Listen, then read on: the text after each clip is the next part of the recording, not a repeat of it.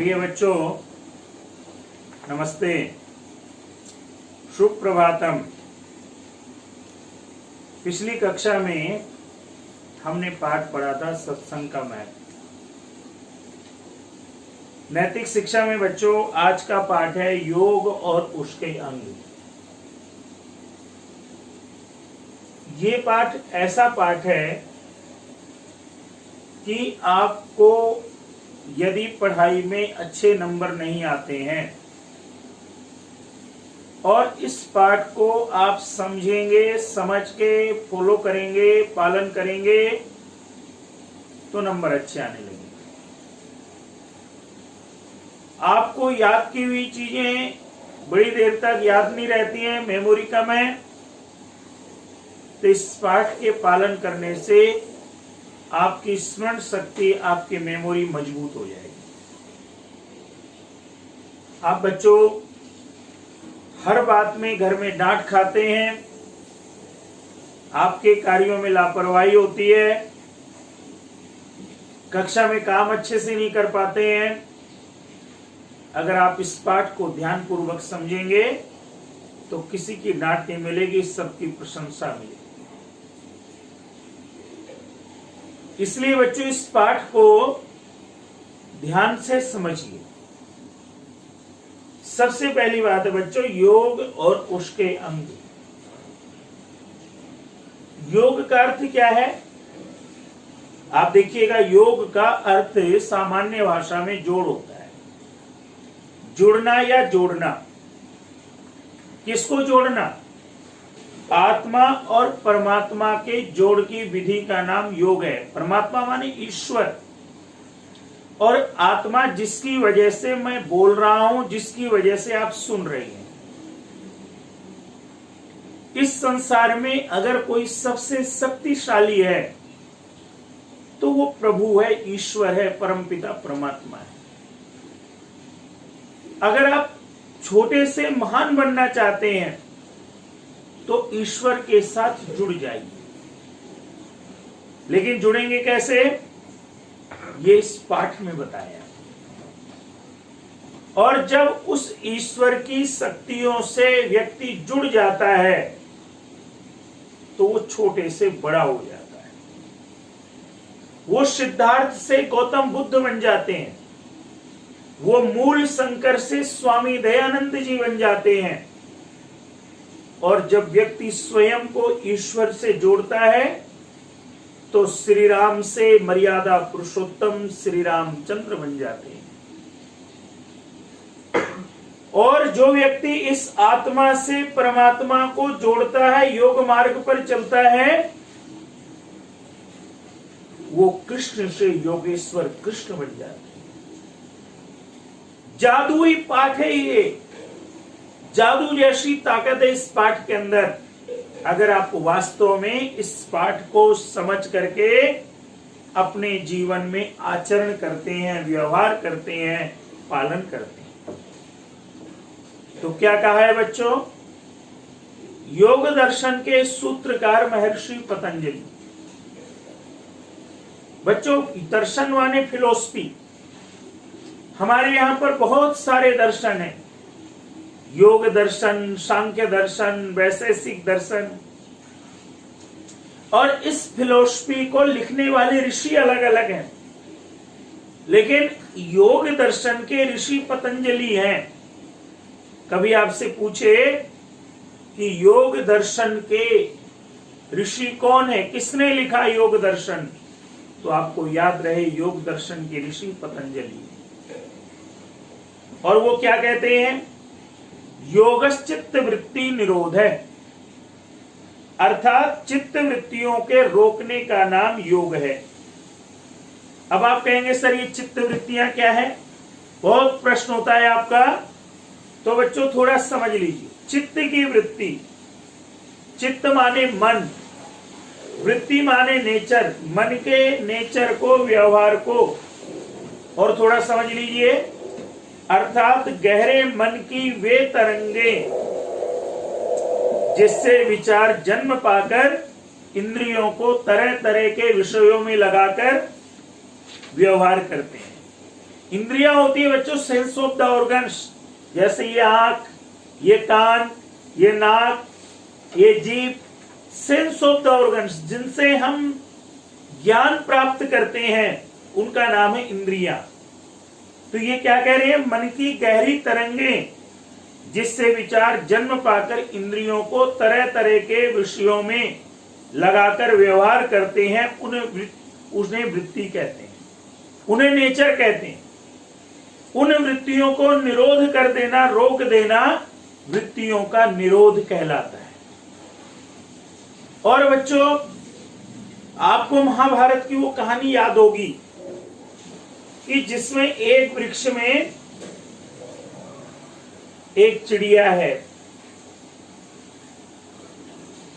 कौरव और पांडव सबसे पूछा जाता है, क्योंकि एक लक्ष्य था कि इस वृक्ष में जो चिड़िया है उसकी आंख पर निशाना लगाना। चिड़िया आप जानते हैं बड़ी छोटा सा जीव होता है। सबसे पूछा गुरु द्रोणाचार्य ने कि ये बताओ इस वृक्ष में क्या क्या है। तो किसी ने कहा जी इस वृक्ष में पत्ते हैं, टहनियां हैं, अन्य बहुत सारे पक्षी बैठे हैं, फल लगे हैं, इन पत्तियों का रंग हरा है, फलों का रंग पीला है, किसी फल का रंग लाल है, आदि आदि। लेकिन बच्चों, अर्जुन से पूछा इस वृक्ष में तुम्हें क्या दिखाई देता है। अर्जुन कहते हैं गुरुवर मुझे तो केवल उस पक्षी की, चिड़िया की आंख दिखाई दे रही है जहां पर मुझे निशाना लगाना है। भाव क्या है बच्चों, दुनिया में मन भटकाने के लिए बहुत सी चीजें हैं, लेकिन जब आप अपने लक्ष्य के प्रति कॉन्शियस हो जाते हैं, टारगेट के प्रति डेडिकेटेड हो जाते हैं, समर्पित हो जाते हैं, उसी का नाम योग है। और जब आप अपने कार्यों में अच्छे हो जाते हैं तो ये फिर ईश्वर का ही जुड़ाव है, जिसके कारण वो आपको प्रेरणा देता है, वो आपको इंस्पिरेशन देता है, हृदय में आपके भाव जगाता है कि मेरा काम पढ़ने का है तो पहली प्राथमिकता मेरी पढ़ना है। इसका नाम है योग। योगः चित्त वृत्ति निरोध है। आगे क्या आता है, मन चंचल है, भटकता है, बहकता है, उड़ता है, बिखरता है, इसकी लहरों को रोकना वायु के वेग को रोकने के समान है। बच्चों गीता में आता है, अर्जुन पूछते हैं श्री कृष्ण से कि संसार में सबसे कठिन, सबसे ताकतवर क्या चीज है। तो श्री कृष्ण जी कहते कि संसार में सबसे ताकतवर कोई चीज है तो वो मन है। और जैसे हवा को रोकना बड़ा कठिन है, वैसे मन को रोकना भी सबसे कठिन काम है। आप कल्पना कीजिए, मैं आपको अभी पढ़ा रहा हूं, आपके मन में आ जाए अमेरिका, आपको जाना थोड़ी है, आपका मन चला गया अमेरिका में। आपको मैं बोलूं इंडिया गेट, आपको दिल्ली में इंडिया गेट जाना थोड़ी है, आपका मन पहुंच गया। ये मन की शक्ति है। इसलिए बच्चों एक बड़ी प्यारी सी स्टोरी आती है कि एक बार एक व्यक्ति अपने घर में अपने कामों की वजह से बड़ा परेशान, तो एक बार अपने गुरुजी के पास गया और गुरुजी के पास जाके क्या कहता है कि गुरुजी मेरे को कोई ऐसा व्यक्ति दे दीजिए मेरे जो सब काम कर दे। बोले ठीक है। गुरुजी ने उस व्यक्ति को एक व्यक्ति दे दिया कि भाई इसको ले जाओ, ये सब कामों में परफेक्ट है, जैसे चाहोगे वैसे काम कर देगा। अब बच्चों वो ले आया उस व्यक्ति को, उसको कहे भाई घर में ये काम करना है, पानी भरना है, मेरी किताबें लानी है, मेरे रजिस्टर उठा के लाओ, मेरे घर का ये काम करो, मेरे ऑफिस का ये काम करो। वो फटाफट कर दे। जो काम वो 1 घंटे का वो कर दे 5 मिनट में। और उसके बाद उसको कहे, सुनो मालिक साहब, मैंने काम कर दिया, अगर मुझे काम नहीं दोगे मैं आपको मार के खा जाऊंगा। वो डर गया, कहते हैं यार गुरुजी ने ये क्या आदमी दे दिया मुझे, काम तो सारे कर देता है और कहता है अगर आपने मुझे खाली रखा मैं आपको खा जाऊंगा। गुरुजी के पास गया,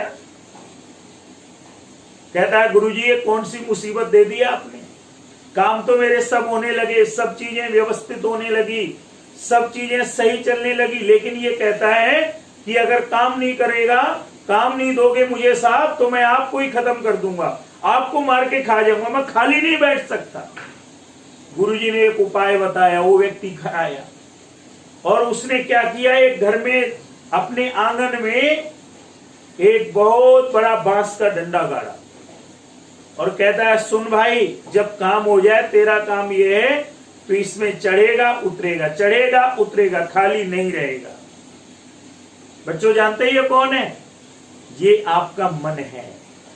तभी आप अपने घर में अपने माता पिता से सुनते होगे, खाली दिमाग शैतान का घर। अगर हम खाली है तो हमारे अंदर इधर उधर की चीजें आती रहती। इसलिए ये पाठ आपको सिखाता है कि आपको मन को रोकना है, मन को समझाना है, मन को ट्रेंड करना है।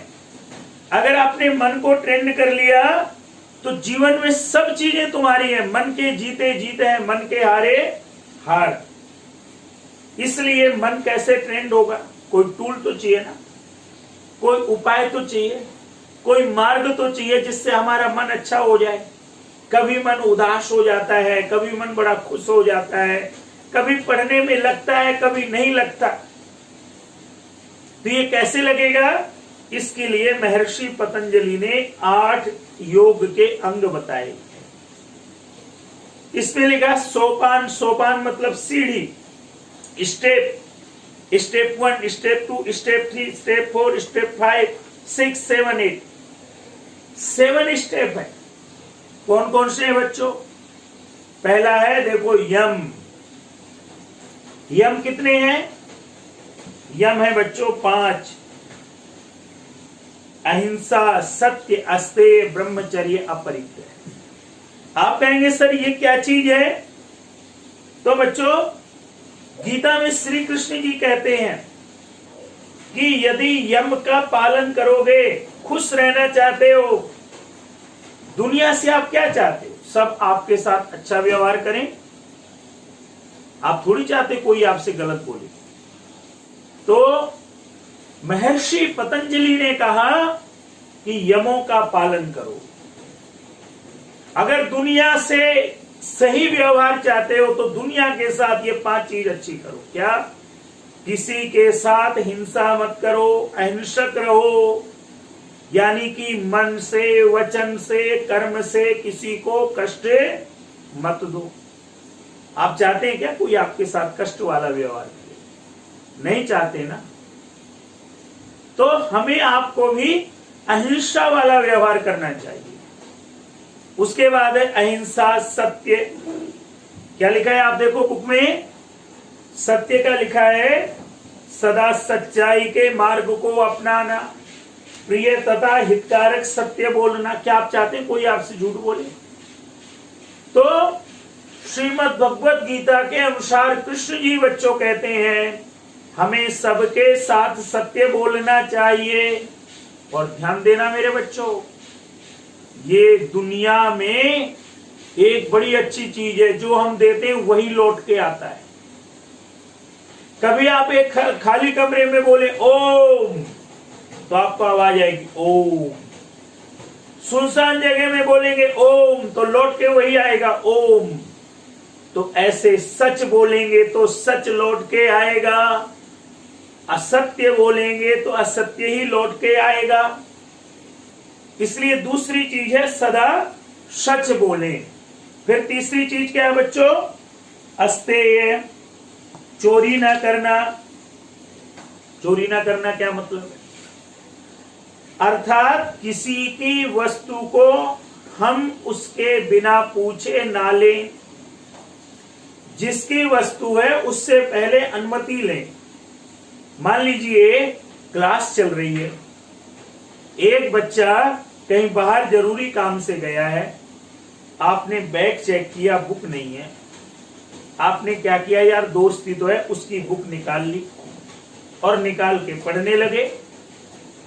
जब वो आया, वो अपनी बुक ढूंढेगा, उसको बुक नहीं मिलेगी और इधर उधर ढूंढेगा, पूछेगा सर मेरी कोई बुक ले गया।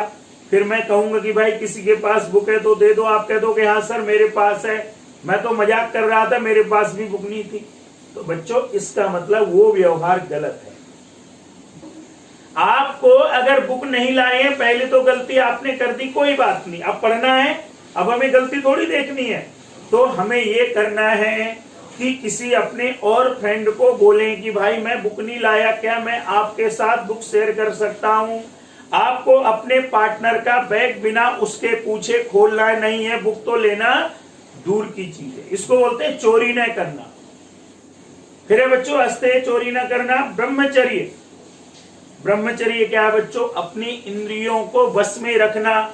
मान लीजिए आपको कोई चीज बड़ी पसंद है, लेकिन पता है कि ये चीज नुकसान भी करती है, तो उससे दूर रहना। अपनी आंखों से अच्छे दृश्यों को देखना, बुरे दृश्यों को नहीं देखना। आपको ध्यान होगा बच्चों, बापू के 3 बंदर है ना, बुरा मत देखो, बुरा मत सुनो, बुरा मत बोलो। ये है करेक्टर। ब्रह्मचर्य आपके करेक्टर की निर्माण करता है, चरित्र का निर्माण करता है। और इसीलिए बच्चों किसी इंग्लिश में एक बहुत सुंदर इंग्लिश में एक कहावत आती है, क्या आती है, money is lost, nothing is lost. धन खोया तो कुछ नहीं खोया, कोई बात नहीं, फिर आ जाएगा।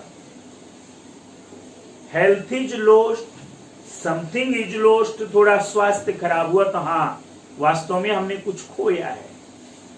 But character is lost, everything is lost. अगर हमने अपना चरित्र ही खो दिया तो सब कुछ चला गया।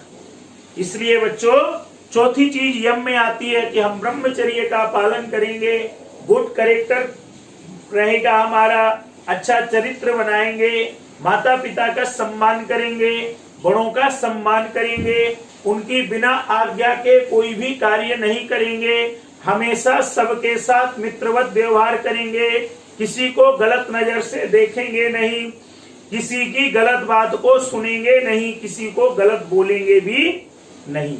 और 5वीं चीज क्या है बच्चों, अपरिग्रह है।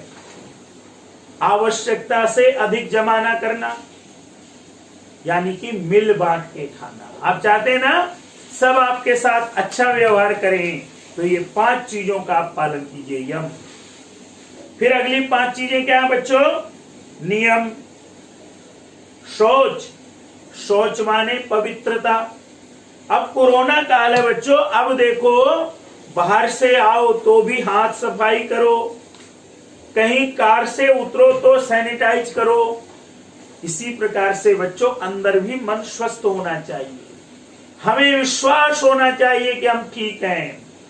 शौच माने अंदर बाहर दोनों जगह की शुद्धि करना। और जब अंदर बाहर की शुद्धि हो जाएगी तो पढ़ाई भी अच्छी होगी। आप नहा लो टाइम से, सुबह टाइम से अपनी डेली रूटीन की दिनचर्या पूरी कर लो, प्रातः काल टाइम से उठ जाओ और मन में ये सोच के पढ़ाई करो कि मुझे याद करना है, मेरे को याद हो जाएगा, मैं जरूर अच्छा काम करूंगा, मैं जरूर अच्छी पढ़ाई करूंगा। तो ये आंतरिक आपकी इनर अंदर की पवित्रता है। इस पवित्रता से क्या मिलेगा बच्चों, आपको शुद्धि मिलेगी। अगर जीवन में सफल होना चाहते, शौच संतोष, हमें आत्म संतोष भी रखना पड़ेगा। हमें ज्यादा हाय हाय मचाने से कुछ नहीं होगा। घर में कोई अगर बड़ा भाई बहन है, मान लीजिए पापा ने उसके लिए कोई चीज लाए और आपको नहीं मिली, आप मुंह बना के बैठ गए, क्यों भाई? हो सकता है वो आपसे बड़े भाई बहन है, उसकी अलग आवश्यकता हो, आप छोटे हैं किस लिए आप हर चीज में वो करते हैं, यानी आत्मसंतोष रखना। तब ये जीवन बच्चों उतार चढ़ाव वाला है, इसके अंदर बड़ी जल्दी घबरा नहीं जाना। आजकल आप देखते हैं ना मीडिया में खबरें कि फलाने एक्टर ने आत्महत्या कर ली, दूसरे व्यक्ति ने सुसाइड कर लिया। क्यों? क्योंकि ये लोग अपने आप को संभाल नहीं पाए। मेरे प्यारे बच्चों, सोच संतोष तप का अर्थ ये नहीं है कि कहीं जंगल में जाके बैठ जाओ, तप का अर्थ ये नहीं है कि धूप में खड़े हो जाओ, तप का ये अर्थ ये नहीं है कि लाल कपड़े पहन लो, दाढ़ी वाड़ी बढ़ा लो। नहीं मेरे प्यारो, तप का अर्थ है जीवन की डिफिकल्टी पर सिचुएशंस जब जब आए तब उनका सामना करो, डरो मत। मान लीजिए आपकी परीक्षा में कोई ऐसा प्रश्न आ जाए जो नहीं आता, खूब पढ़ाई करते हैं, तो कोई बात नहीं है, जितने क्वेश्चन आपको आते पहले वो तो करो, फिर समय मिले 2 मिनट आंख बंद करके ध्यान लगाओ, देखो मैंने क्या पाठ पढ़ा था गुरुजी से, क्या मैंने याद किया था। आपको बच्चों 100% वो डिफिकल्ट क्वेश्चन का कुछ ना कुछ जरूर आ जाएगा। ठीक इसी प्रकार से लाइफ में जब कभी आप परेशान हो, दुखी हो, डरो मत, अपने माता पिता से सहयोग लो, अपने गुरुजनों से चर्चा करो, अपने दादा दादी से बात करो, लेकिन डर करके कोई गलत कदम के विषय में सोचो भी मत। उठाना तो दूर की बात है, इसको कहते हैं तपस्या। सोच संतोष तप, फिर स्वाध्याय। स्वाध्याय बच्चों सेल्फ स्टडी करना, सिलेबस की बुक भी पढ़ना, अच्छी बुक भी पढ़ना, सेल्फ रिव्यू करना, कोई गलत चीज है तो उसको आत्मनिरीक्षण के द्वारा दूर कर देना, ये स्वाध्याय है। सोच संतोष तप स्वाध्याय। ईश्वर प्रणिधान। ईश्वर प्रणिधान क्या कहती है आपकी बुक? वो कहती है कि ईश्वर का ध्यान करना, अपने सभी कर्मों को क्या करना, ईश्वर के अर्पण कर देना। तो बच्चों 8 अंग में मैंने यम बताया, नियम बताए। यम से हम सोसाइटी में अच्छे रहेंगे, नियम से स्वयं में डिसिप्लिन रहेंगे। और बच्चों तीसरी चीज है आसन। आसन का अर्थ होता है कि जहां पर सुख पूर्वक हम बैठ जाएं, स्थिरता पूर्वक सुख पूर्वक बैठना। अब देखो बच्चों, कई आप बच्चों की आदत होती है घर में पढ़ाई करते हुए लेट के पढ़ना, इससे कभी विद्या प्राप्त नहीं होती। कई बच्चों की आदत होती है खाना ऐसे टेढ़े मेढ़े बैठ के खाना, इससे स्वास्थ्य अच्छा नहीं होगा। सही आसन में बैठ के पढ़ाई करना, सही आसन में बैठ के भोजन करना। और योग में तो आता है कि जो आसनों का अभ्यास करता है उसका शरीर स्वस्थ रहता है, वो बीमारियों से मुक्त रहता है। आसन। इसके बाद है बच्चों प्राणायाम। प्राणायाम क्या है? श्वास की गति पर अभ्यास के द्वारा काबू करना। आपके माता पिता प्राणायाम करते होंगे, आप भी करते होंगे। आप देखेंगे प्राणायाम में 3 चीजें होती हैं। श्वास को अंदर लेना, फिर श्वास को रोकना, यानी जब श्वास को अंदर लेते हैं तो उसका नाम है पूरक, रोकते हैं कुंभक, और निकाल देना इसका नाम है रेचक। इससे क्या होता है? शरीर स्वस्थ रहता है। प्राणायाम, आसन, प्राणायाम। फिर है बच्चों प्रत्याहार।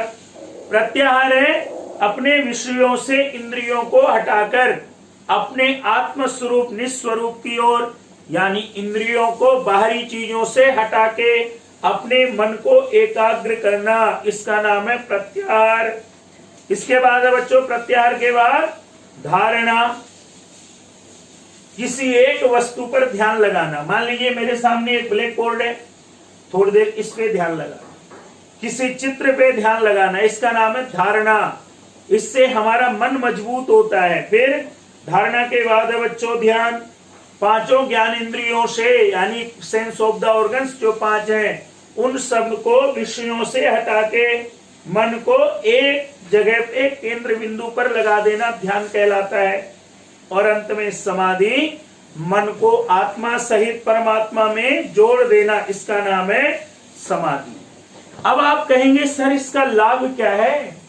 तो बच्चों श्री कृष्ण की जन्माष्टमी आ रही है, यानी कि उनका बर्थडे आ रहा है, तो वो कहते हैं कहते हैं जिस प्रकार से एक शांत जगह में दीपक जब रखा होता है, जहां ना हवा तेज होती है ना ज्यादा होती है, वहां दीपक जलता रहता है, ऊंचे की ओर जलता रहता है। ठीक इसी प्रकार से जो इन सब चीजों का अभ्यास करेगा उसका मन एकाग्र हो जाएगा, और एकाग्र होकर के वो अपने जीवन के सारे लक्ष्यों को प्राप्त करेगा। क्योंकि आपकी पुस्तक में लिखा है योग है कर्मसु कौशलम, अपने कर्मों में कुशलता प्राप्त करना ही सबसे बड़ा योग है। आप इस पाठ को सुनेंगे, ध्यान से पढ़ेंगे, समझेंगे, और फिर आगे अब आइए इसके बाद हम अभ्यास करेंगे। धन्यवाद। क्वेश्चन आंसर करते हैं बच्चों। अभ्यास पहला प्रश्न है, योग के 8 अंगों के नाम बताओ। तो आप लिख लेंगे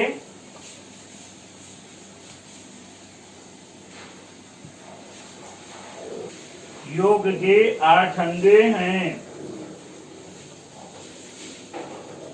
यम, नियम,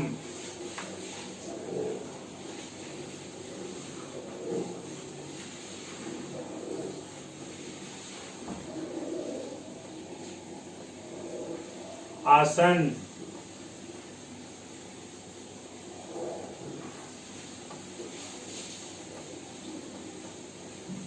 प्राणायाम,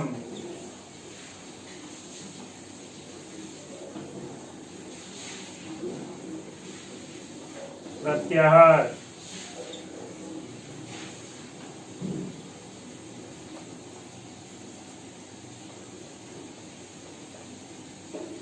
धारणा,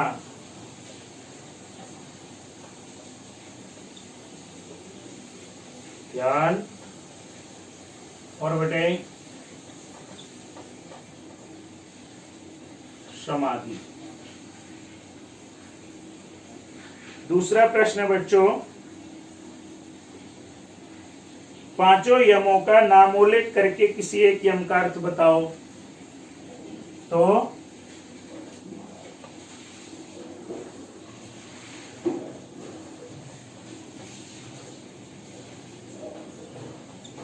पांच यम हैं।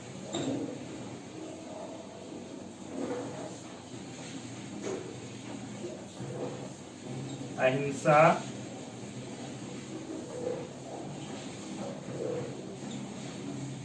सत्य,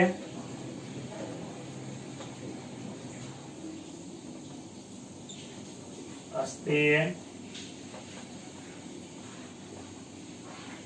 ब्रह्मचर्य,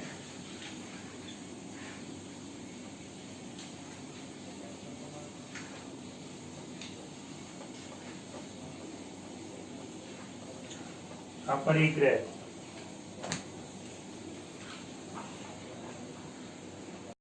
अब बच्चों 5 यम तो ये हो गए।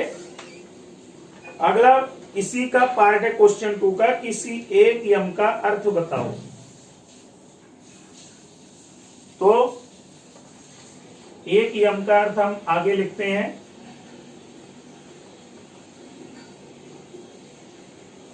अहिंसा का लिख दो।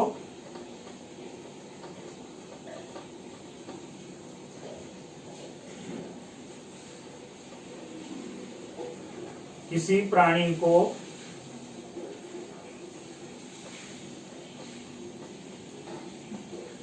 मन, वचन,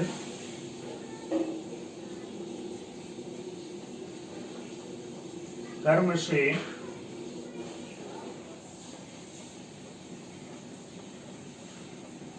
दुख ना देना। तीसरा प्रश्न बच्चों, पांचों नियमों का नाम बताकर शौच का अर्थ बताओ। तो लिख लो बेटा तीसरे का,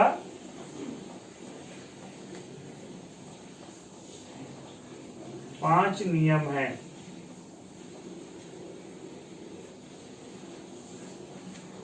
कौन कौन से हैं? शौच, संतोष,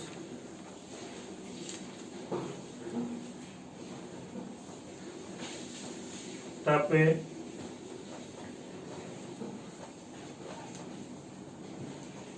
स्वाध्याय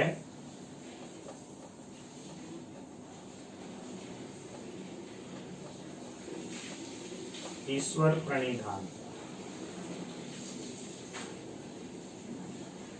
और बच्चों सोच का अर्थ है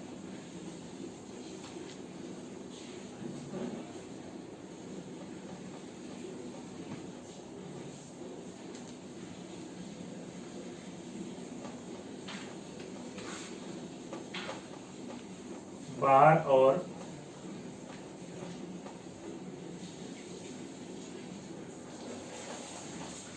भीतर से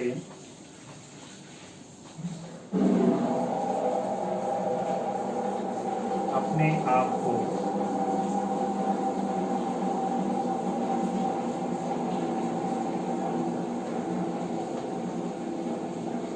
पवित्र ईमानदार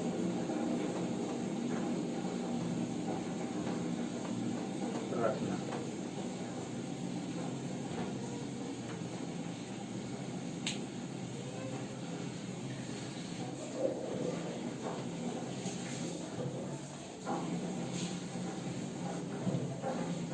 इसके बाद बच्चों चौथा क्वेश्चन है प्रत्याहार का स्वरूप बताओ।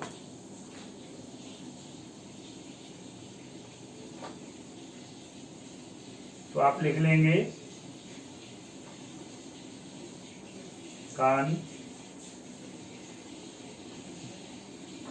त्वचा,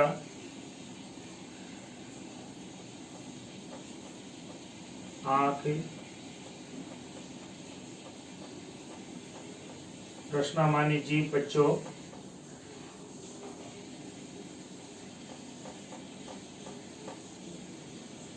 और नाक।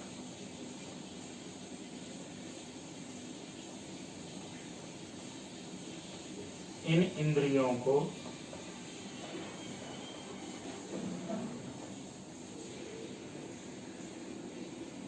बाहर से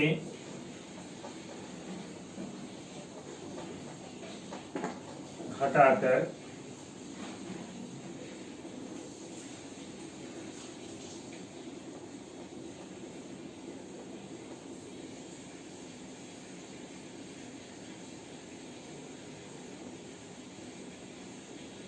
अंदर ध्यान को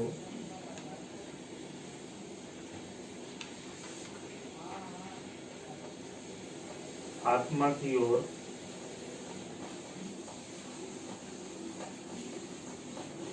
लाना,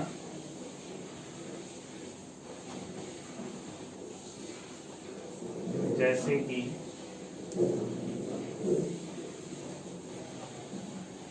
कछुआ,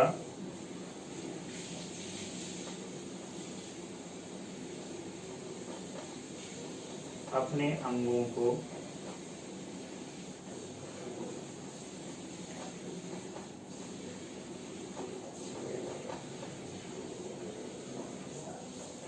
खोल में समेट लेता है।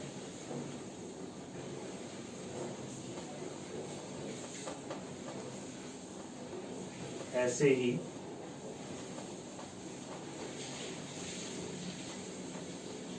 अपनी इंद्रिय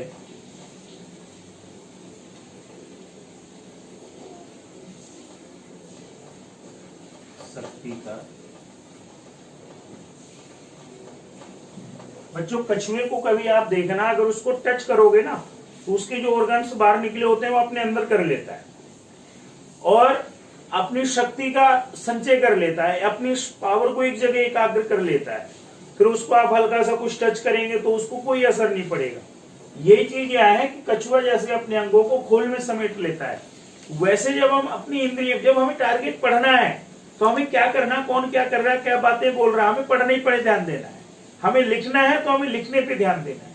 ये मतलब है इसका, अपनी इंद्रियों को सही मार्ग पे लगाना। ये आपका हो गया होगा।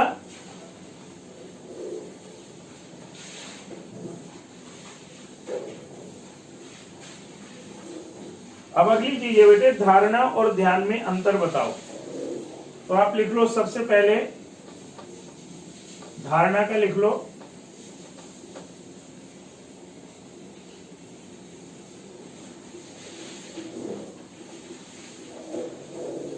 शरीर के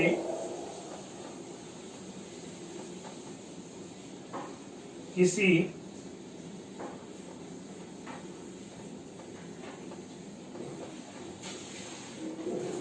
एक स्थान पर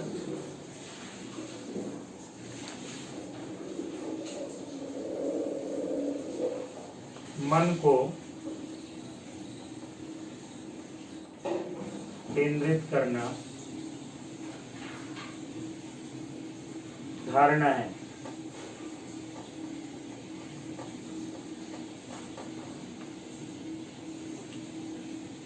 इससे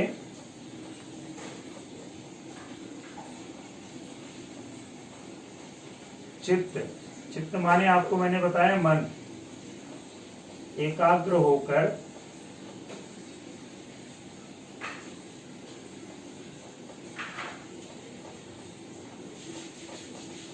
स्मरण और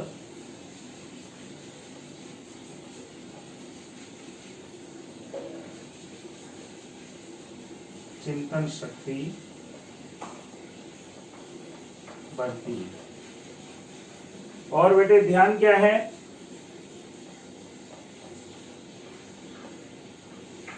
पांचों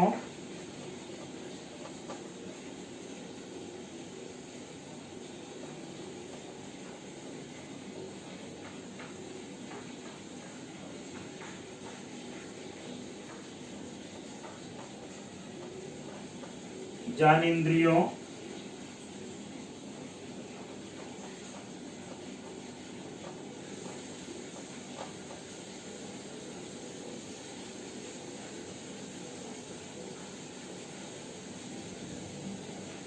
विषयों से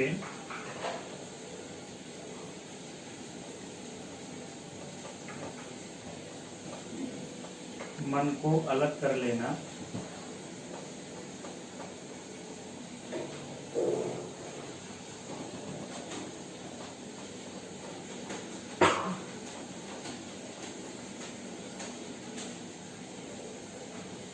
और एक ही विषय पर